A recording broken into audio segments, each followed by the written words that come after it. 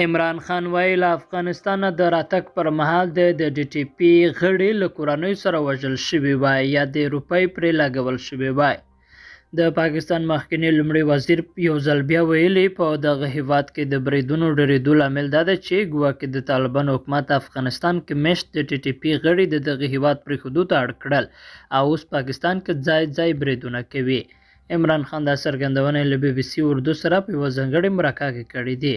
ښاغلي خان همداراز د افغانستان پر مخکني ولسمشر محمد اشرف غني تور پورې کړی چې ګواکې پاکستاني طالبان یې په دغه هیواد کې د بریدونو له کبله ستایل او په خبره یې کله چې طالبان واک ته ورسېدل نو هغوی یې بیرته پاکستان ته ستنېدو ته اړ کړل.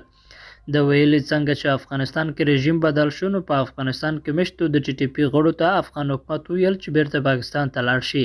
د غني حکومت د هغوی ستاینه کوله او له همغه ځایه یې پر پاکستان بریدونه کول، خو کله چې د طالبانو حکومت کې د دوی بیرته راتګ ته اړ شول نو پاکستان سره دوه لارې وې. عمران خان زیاتوي یاد یې دا 40,000 جنګیالي او د دوی کورنۍ په مرمیو ویشتل شوي وای او که داسې نه کول نو خپل عادي ژوند ته دې ګرځول شوي وای. ټول سیاسي ګوندونو پر دې سره سلا وو خو داسې ونه شول. د تحریک انصاف مشر د خبرې د دې پوښتنې په ځواب کې وکړه چې که څه هم په ځینو مسلو کې هم خپل دریځ بدل کړی خو په داسې حال کې چې په پاکستان کې په دې وروستیو کې بریدونه ناڅاپه ډېر شوي دي نو له پاکستاني طالبانو سره د خبرو په اړه څه وایي.